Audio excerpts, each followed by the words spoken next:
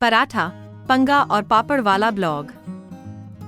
दिल्ली की एक चहल पहल भरी दोपहर में धूप हल्की सी झुकी हुई थी और सड़क के किनारे लगी दुकानों से तरह तरह की खुशबू फैल रही थी।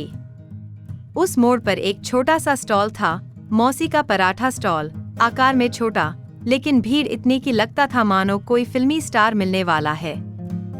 और सच कहें तो वहां एक तरह का स्टार था, अर्जुन, पराठे का उस्ताद। अर्जुन पराठे को ऐसे उछालता था मानो वह कोई जादूगर हो। पराठा हवा में घूमता, तवे पर आकर बजता और लोग हैरानी से ताली बजा देते। उसके चेहरे पर आत्मविश्वास था, थोड़ा ज्यादा भी, मगर उसका अंदाज देखने लायक था। मौसी, जो स्टॉल की मालिक थीं, अपने ताबड़तोड़ डायलॉग्स के लिए मशहूर थीं। हर 30 सेकंड में उनका कोई चटपटा वाक्य गूंज ही जाता। एक दिन जब अर्जुन पराठा हवा में उछाल रहा था, मौसी ने झल्लाते हुए कहा, ओए, पराठा बनाना है या उसे चांद तक पहुंचाना है? ग्राहक इंतजार कर रहा है, कोई एरो बैटरी वाली मशीन नहीं। अर्जुन हंसा और बोला, कला को मत रोको मौसी, कला उड़ने पर ही कला है। उसी समय भीड़ में से एक लड़की धीरे धीरे आगे बढ़ी। उसने काले चश्मे और स्कार्फ से अपना चेहरा ढका हुआ था। वह इतनी सावधानी से आ रही थी जैसे किसी मिशन पर हो। एक चीज आलू पराठा, उसने कहा, और थोड़ा एक्स्ट्रा प्यार डालना। अर्जुन ने उसे ऊपर से नीचे तक देखा। प्यार एक्स्ट्रा लगेगा, 10 रुपए ज्यादा। लड़की की हंसी इतनी मीठी थी कि मौसी तक मुस्कुरा उठीं। वह लड़की थी माया, एक बड़े रेस्टोरेंट मालिक की बेटी, पर वह खुद को छुपाकर पहली बार यहां आई थी। उसने पूछा, ये पराठा इतना अच्छा क्यों लगता है? मौसी ने गर्व से कहा, बिटिया, अच्छा नहीं, खतरनाक अच्छा। एक बार एक ग्राहक ने खाकर अपनी एक्स को फोन कर दिया था। सब जोर से हंसे, लेकिन किसी को अंदाजा नहीं था कि आगे क्या सब होने वाला है। रेस्टोरेंट की दुनिया और छिपी जिज्ञासा। उधर शहर के चर्चित 5 सितारा रेस्टोरेंट में मिस्टर मल्होत्रा गुस्से से टहल रहे थे। उनकी बेटी, जो किसी भी काम में लेट नहीं होती थी, आज फिर देर से पहुंची थी। माया, तुम इतनी देर क्यों? माया ने धीमे से कहा, रिसर्च। कहा, बस पास में सड़क किनारे एक छोटा स्टॉल है। मल्होत्रा का चेहरा बिगड़ गया। क्या उस धुएं भरे स्टॉल में कोई रिसर्च होती है? हमारा रेस्टोरेंट सितारों से भरा है, सड़क वाला खाना नहीं। इस बहस के बीच दरवाजा खुला और अंदर आया एक लड़की, नहीं, एक ब्लॉगर। नाम था राघव। उसका स्टाइल बॉलीवुड हीरो से कम नहीं। सर, मैं हूं Raghav, foodies with attitude. Malhotra मुस्कुराए। हमें आपके ब्लॉग में एक शानदार रिव्यू चाहिए, ऐसा कि हमारा रेस्टोरेंट नंबर 1 दिखे। राघव ने सोचा, शानदार, लेकिन शानदार किसके लिए? उसके दिमाग में कुछ और ही पक रहा था। रात का खेल और पहला ट्विस्ट। उस रात स्टॉल बंद हो चुका था। स्टॉल की बत्तियां मंद थीं और सड़क पर हल्की हवा चल रही थी। अर्जुन बर्तन धो रहा था। मौसी अपनी आमदनी गिनती जा रही थी, चेहरा चिंतित। अर्जुन, किराया देखकर मन करता है कि जाकर मल्होत्रा के माथे पर तवा गर्म कर दूं, उन्होंने कहा। अर्जुन हंस पड़ा।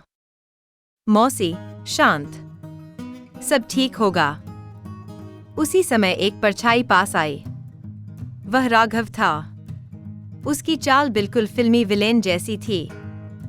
अर्जुन, उसने कहा, मैं तुम्हें स्टार बना सकता हूं। बड़े होटल, बड़ी पहचान, बस तुम्हारी सीक्रेट रेसिपी बुक दे दो। अर्जुन ने आंखें सिकोड़ लीं। मौसी दूर चप्पल निकालकर खड़ी थी।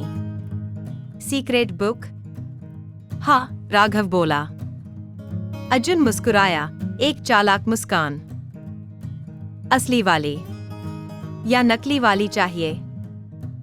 राघव हक्का बक्का। वह समझ नहीं पाया कि असली कौन सी है।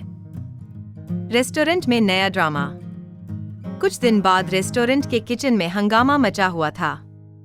मल्होत्रा ने ठान लिया था कि वह अर्जुन की रेसिपी अपने मेन्यू में डालेंगे, चाहे जैसे हो। माया ने पापा को समझाया, अर्जुन सच में टैलेंटेड है, उससे कुछ छीनना ठीक नहीं। मल्होत्रा बोले, बेटा, दुनिया भोले लोगों को पीस डालती है और तुम कह रही हो कि वह हमसे ज्यादा टैलेंटेड है। माया ने तवे पर पराठा बनाने की कोशिश की, पर पराठा उछलकर छत के पंखे पर चिपक गया। मल्होत्रा ने गहरी सांस ली। बस, अर्जुन को यहां बुलाओ, उसकी रेसिपी अब हमारे मेन्यू में होगी। लेकिन उन्हें नहीं पता था कि खेल उनके प्लान जैसा नहीं चल रहा था। महीना बीतता है और बड़ा दिन आता है। 1 महीना बीत गया। रेस्टोरेंट में एक बड़ा इवेंट रखा गया, नए मेन्यू लॉन्च का। कैमरे, पत्रकार, सेलिब्रिटी सब मौजूद थे। मल्होत्रा मंच पर आए और मुस्कुराते हुए बोले, पेश है हमारा नया सितारा, शेफ अर्जुन सिंह। भीड़ चौंक गई। अर्जुन सफेद शेफ कोट में थोड़ा अटपटा लग रहा था। उसी समय दरवाजा खुला और राघव धड़ाधड़ अंदर आया। रुकिए, वह जोर से बोला, अब असली मसाला सुनिए। भीड़ शांत हो गई। राघव चिल्लाया, यह रेस्टोरेंट स्ट्रीट वेंडरों की रेसिपी चुराता है। ये 0 फैट छोले असल में अर्जुन का है। और इन्हें मेहनताना क्या दिया? आधा पराठा।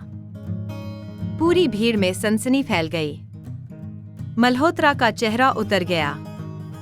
अर्जुन आगे बढ़ा और माइक पकड़कर बोला, सर, आधा पराठा तो मेरे तवे पर भी नहीं टिकता, मेहनताना कैसे टिकता? भीड़ हंसी से फट पड़ी और रेस्टोरेंट की प्रतिष्ठा वहीं गिर गई। कहानी का मोड़, स्टॉल की वापसी। कुछ ही दिनों में मौसी का पराठा स्टॉल पर भीड़ चुनौतीपूर्ण तरीके से बढ़ गई। स्टॉल पहले से 3 गुना बड़ा कर दिया गया था। माया अब स्टॉल पर मदद करती थी, खुश होकर। राघव वीडियो बनाता रहता, कभी मौसी के डायलॉग्स, कभी अर्जुन की कलाबाजी, कभी नए ग्राहकों की प्रतिक्रियाएं। मौसी गर्व से बोली, आज का प्रॉफिट देखकर मन खुश हो गया।